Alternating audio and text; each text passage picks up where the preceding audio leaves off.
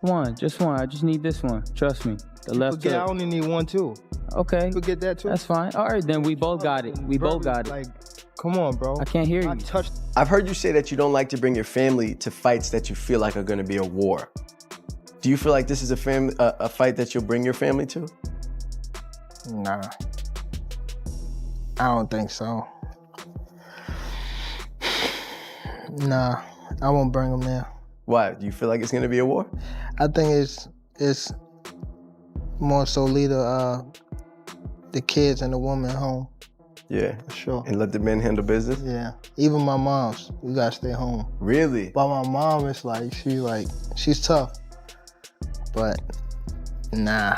See, mom's being at the fight is a mainstay. You know what I mean? Like, we've seen her at the fights, we've seen her talking to you, and you're like, Mom, what's up? You know, and then get back. But even this one, Nah. no mom dukes. Nah, it can get ugly. This is strictly business. On both sides. This is a 50-50. The excitement was palpable and the tension was thick as boxing's two premier young stars, Gervonta "Tank" Davis and Terence "Bud" Crawford, finally met for a live face-to-face interview that will be remembered for years to come. Years of simmering rivalry between Tank and Bud reached its climax during their conversation. By the conclusion, both fighters had committed to settling their dispute in the ring, officially setting the stage for what could become the most discussed fight in a decade. He would never even think about to come up to 154. All right, what about 47 though? Yes, if he get to pick his opponent. But Tank would never come from 35 to 54. Y'all got into it on social media around that time. Is that just you being competitive, like when that happens? Or is Man, it like... I just really don't like that dude. Why though? Cause I just don't like him. Like, I really don't like him. That's like just not your cup of tea. That's just not your... I don't like nothing about him. I just feel like, he just one of these little arrogant little dudes that's using what he got to shield him. He got a lot of security guards around him, and he in the limelight and stuff like that. But in certain situations, he wouldn't be acting like that. Do you like him as a fighter though? Yeah, he's a damn good fighter. Yeah. But like his core personality and his ways, nah. The bright lights flashed, the crowd roared, and the moderator looked quietly stressed as Bud did not waste a moment throwing verbal jabs at Tank, immediately bringing up Tank's last fight with Lamont Roach and dissecting that questionable 9th round knee as if it were courtroom evidence. To kind of wrap your brain around that and make... Oh, Kavaliauskas comes forward, and Bud Crawford was hurt. Bud was not merely speaking aggressively, he directly challenged the controversial officiating that left fans questioning the integrity of Tank's perfect record. Tank did not retreat, he matched Bud's fierce energy and held his position with an unwavering gaze, yet he never actually denied any of the accusations. When the heated exchange finally subsided, it was evident this bitter rivalry would only be settled beyond mere words. If we was to fight right now on the streets, I'll break your fucking neck. And that's on my kids. And you know it, I know it, and the whole world know it. And I'm not talking about no fighting in the ring.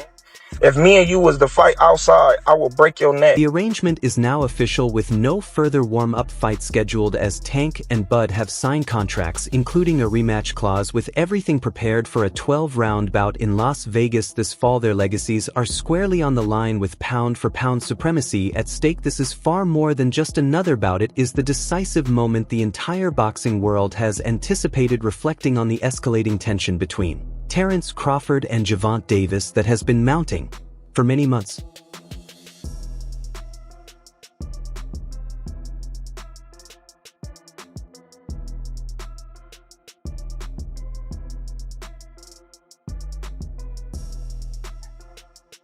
Tank had been issuing subtle challenges for months, claiming he could move up in weight and defeat anyone, even the elite fighters at 147 pounds, and when fans directly mentioned Crawford, he did not avoid the question. Instead, he actively fueled the growing public excitement. How does a fight with you and Terence Crawford look? 147? I tapped that chin. You know he going to sleep. I already know. I already know he ain't is. got no chin. I already know he is. You said no chance. I got round 5.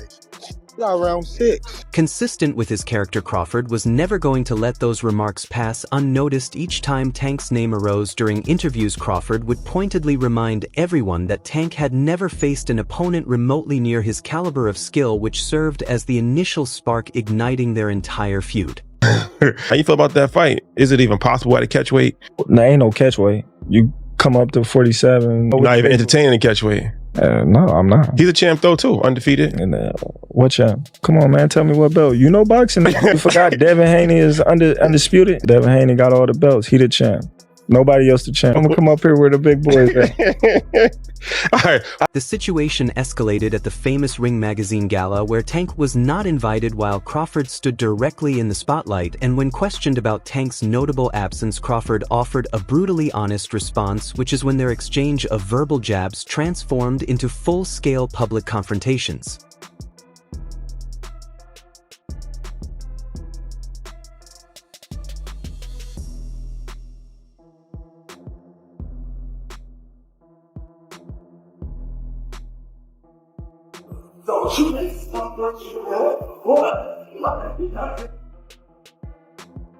Crawford took the entire matter quite personally. For a long period, whenever people asked if he would ever fight Tank, he appeared genuinely indifferent, and honestly, he did not truly care, because he is, after all, Terence Crawford, the consensus top pound-for-pound fighter globally with absolutely nothing left to prove.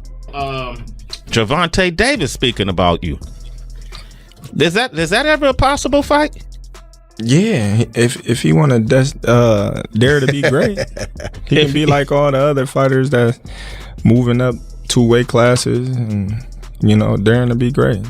You would fight him, man. Tell him to come up there. He got to come to win 54. He said I got a glass chin, so tell him to come and touch it. Ooh. Wow, man. Gervonta said you got a glass. He said I got a glass chin. Tell him to come and touch it. At 147? At 147. I'll make 147 for him. Ooh, see, oh man. You're gonna have a pre-camp. Then what the people gonna say? Oh, he's beating up on little guys. Now, however, this fight is not about proving his worth. It is solely about putting Gervonta "Tank" Davis firmly in his place, which makes this confrontation deeply personal. Bro, when people, what I got from that is he's a hater. If you don't know me as a person, let's say you don't like me. You don't know me. You feel me? And I don't give a fuck. If everybody including Will, I mean, Will, fuck. Same question for you. You're a proud father. Behind-the-scenes negotiations for a potential Bud versus Tank super fight intensified, making the prospect of the biggest crossover event since Floyd versus McGregor start to feel genuinely attainable, and now it is reality. And guess who is involved? Floyd Mayweather is quietly present like an unexpected plot twist, working behind the scenes as the undefeated legend has discreetly aligned with Bud Crawford, effectively staking his own legacy on the outcome just to witness Tank suffer his first professional defeat. There was some kind of crazy trash talk with Gervonta and Terence Crawford recently. And one of the things that I've always kind of noticed is most of the time, we must be honest and recognize that Floyd Mayweather knows Tank better than anyone else, having personally shaped him, trained him, and guided him through the complex art of boxing like a true mentor. Tank Davis, he was a young kid, came up to me when he was a kid, wanted an autograph. I signed his phone for him and told him, "You'll be world champion someday, and I'll be your promoter." Years later, he was working with some people from our team, because our team is huge. We got guys in DC, Baltimore, Philly, New York, all around. He won a few fights. I think he was like 8 or 9-0. I told him, in under 24 months, you'll be world champion. Made the right moves, put him in the right position. He's a multi-millionaire now. Absolutely. He was a kid that couldn't even buy a bus ticket. Now he's a multi. Yes, their private dynamic was fraught with tension, as Tank harbored a profound resentment over the way Floyd would consistently command and dominate the public attention. I gotta do that. A lot of people don't know that what Floyd do. He said. So you feel like it was a sub, like he was subbing you, like he was going at me. He was going at me, and I knew for sure he was going at me. That's why I went at him. There's no reason for me to go at Floyd. Yeah, that's what I was thinking. Cause I feel like y'all got, I wouldn't say love and hate, but it's been like the last interview you showed them love. This week it was whatever. But is that sometimes like, you know, is it just like big bro, little bro seeing things different, or what is it to you? No, Floyd don't never. He felt as though I'm at that point where as though I passed him. And I'm doing it at a young age. Wait, like when Floyd was 29, you'll see, bro. Yeah. That deal that I'm talking about. Yeah. Oh, that's a part of the deal. He don't know about that yet. But that's bigger than his deal. Damn. Wow. And I'm just releasing it. It's on exclusive. this. That's exclusive. Bigger than Floyd deal? Yeah. Ain't no cap, nigga. That's a lot of bread. Conversely, Floyd could not tolerate how Tank repeatedly found himself in troublesome situations and in doing so tarnished the reputation of their shared brand. I remember first hearing an issue between Floyd and Gervonta before Gervonta fought Pedraza. And the issue I heard was that Floyd didn't want Gervonta to stay in Baltimore because he felt there was too many distractions for him in Baltimore and he wanted to stay in Vegas. And the story I was told at that time was that Floyd gave Gervonta one of his penthouses or one of his apartments in the Palms Hotel. And he said, this is your apartment. I'll furnish it for you.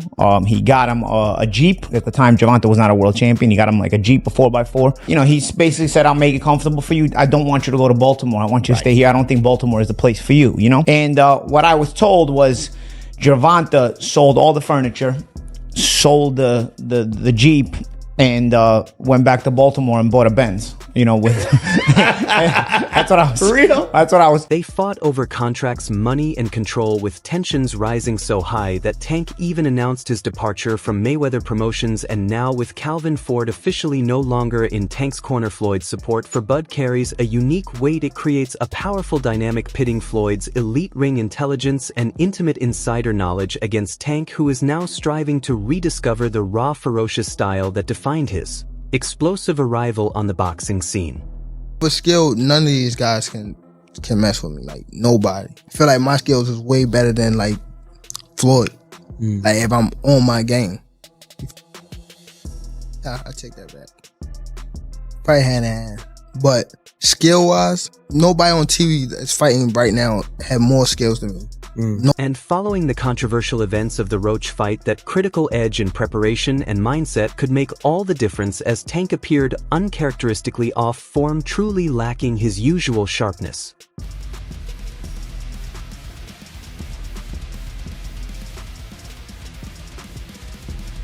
The knockout artist seemed uncharacteristically hesitant, with his typical confident swagger appearing strained and forced, and when the infamous 9th round knee occurred, he displayed clear panic and fatigue, which was not the composed Tank Davis that fans had grown accustomed to watching.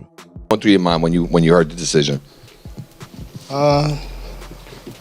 Nobody like a draw, you know, from a guy that get knockouts and things like that, but it's cool. I feel like if we fight again, I could do more, and I should have did more. I was lost in the. I lost track in the rounds. That's why we need what is it called? Yeah, man.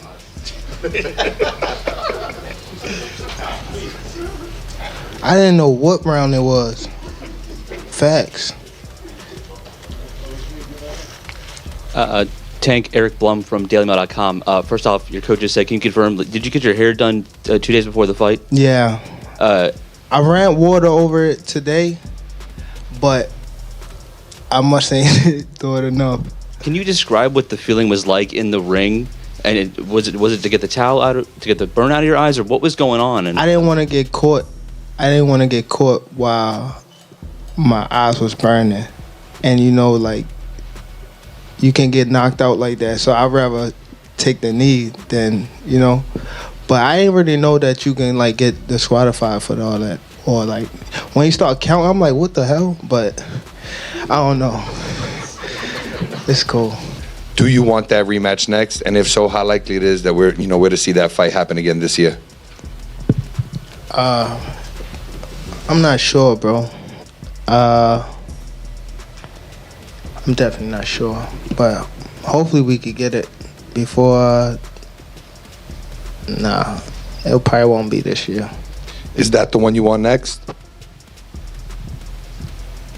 It's definitely the one I want next, but it's not gonna be next.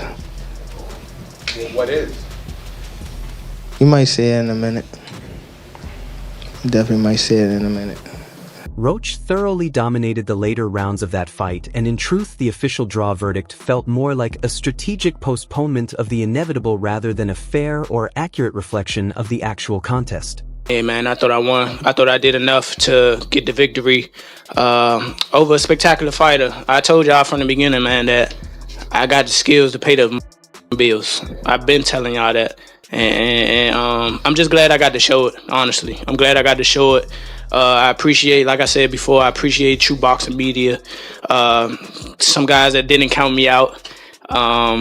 So that's just how I feel, man. I think I won. And, I can't wait to do it again. I can't wait to dance. All right, everyone. Stay tuned for the latest in boxing news, highlights, events, and stories.